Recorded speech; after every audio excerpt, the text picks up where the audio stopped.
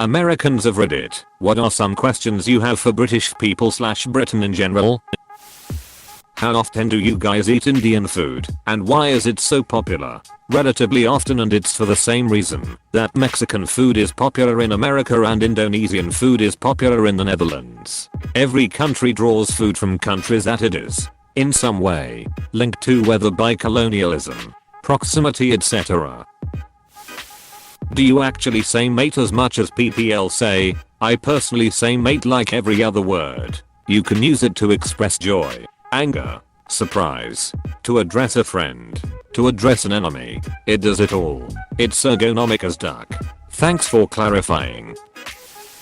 Do you actually drink tea all the time? Also, who even came up with putting leaves in water? Ireland drinks more tea per capita, as I recall, the Chinese. We certainly do.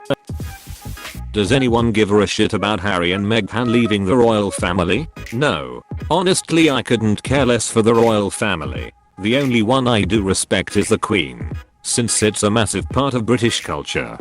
Yeah, the Queen's pretty pog. I don't care much for the others. ATM. How common is it to have a full English breakfast? Depends how much drinking is involved that week. What are the benefits / caveats of flying into Heathrow and Gatwick? What are some other airports to consider when going to the UK? Edit. I appreciate you blokes with the info.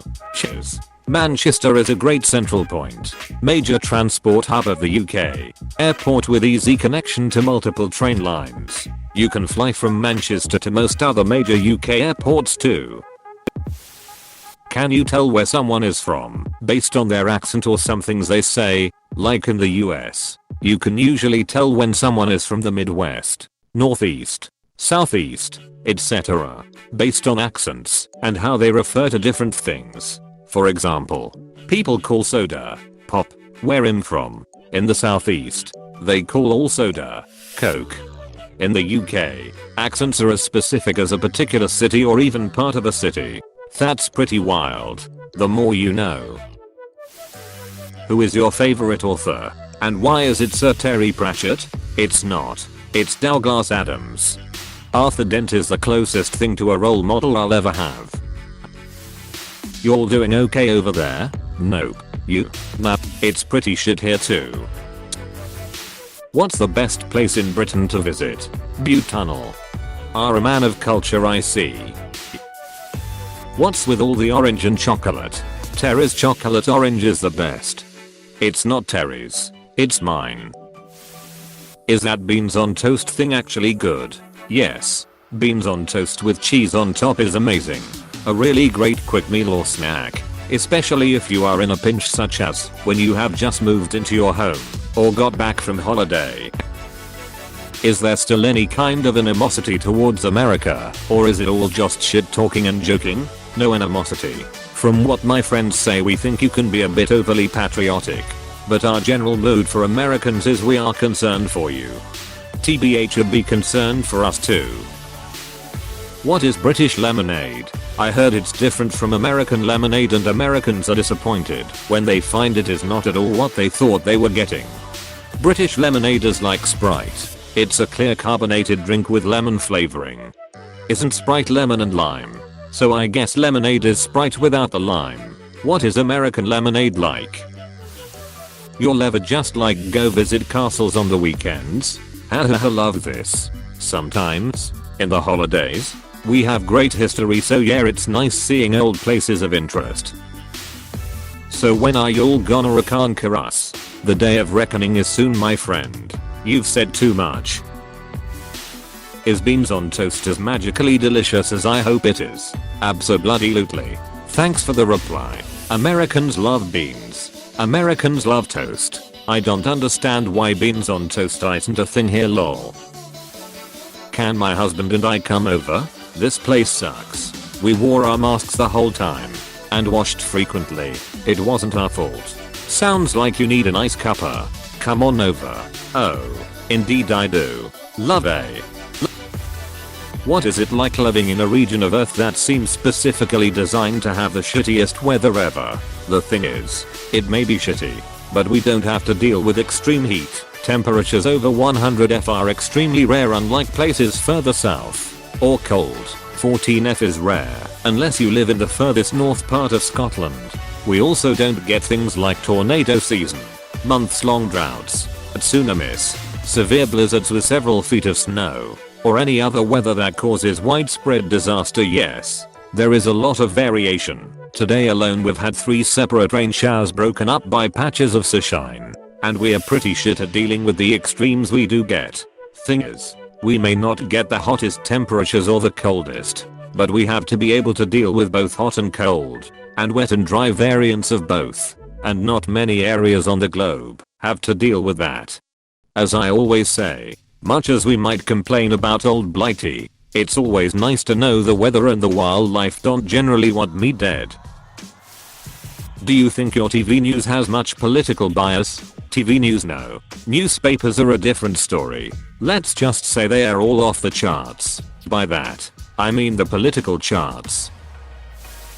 What are your actual experiences with your healthcare system? Is there a really long wait to get in to see a doctor? How is the quality of care? Do you have a hard time finding people who want to become doctors? That sort of thing. We often have trouble finding doctors, but the doctors we already have are fantastic, as is the NHS, which goes underappreciated every day. The wait times can be an issue, but the standard is always high despite the consistent lack of funding from the government. I would like to visit England one day, specifically London, except I don't have anyone to go with or know anyone there. Are British people friendly? If I went to a soccer field and made friends that way, near my house there are several soccer fields where sometimes there would be a pickup game, but no one would ever talk to each other outside of that. The thing is, in England we don't really talk to strangers like you do in America, at least. If someone randomly struck up a conversation with you, you'd probably be very confused and caught off guard. Having said that, you'll find friendly people whichever country in the world you go to. So if you wanted to try going to a football field and chatting to people, I'm sure you'd find people willing to be friends. See my comment above. I think it depends where you are in the UK. Are you accepting new neighbors? Things have gotten a bit hectic around here. Don't bring the Karens, Trump supporters, overly patriotic, inbred hillbillies, and we have a deal.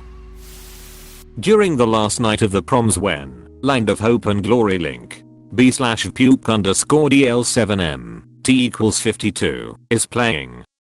What's with the full body bobbing? No ducking idea. Would guess that it's that they want to join in, but it's not the done thing to clap to classic music.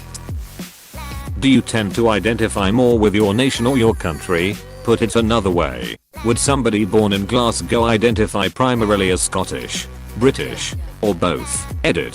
Thank you all for your responses. If nothing else, I've learned never to call a Scotsman British, and what a Glasgow kiss is. Calling a Scotsman British will probably end up with you getting a Glasgow kiss. Think the only time we're united as British is the Olympics and national tragedies. Yeah, the way it works is, if an English person does something great, they're English. If a Scottish person does it, they're British. How do you like your free healthcare? You guys paying for healthcare disgusts me. Imagine you or a loved one is dying, but if they get medical care, they can be saved. But they just have to be allowed to die because you can't afford the hospital bills. Imagine grieving for a child and getting a bill. Do you really love tea? Yes. What is a council flat? Is it a good thing to live in one or not? What is a council flat? Is it a good thing to live in one or not? It's social housing. Some are good, some are shitty. It's a postcode lottery. So that's what that Welsh bloke on the telly is shouting about. What are we like in your history books? You're not in them. Honestly, if you are, barely. See my comment a bit earlier. Yeah, I gotta admit, I don't really like how people are saying we are the only reason we won. Like, sure, we can be prideful, but I know that other countries helped a bunch. Even then, we wouldn't have even joined WW1 if it hadn't been for the Lusitanian, or WW2 if it wasn't for Pearl Harbor. Hey, thanks for watching, and don't forget to subscribe.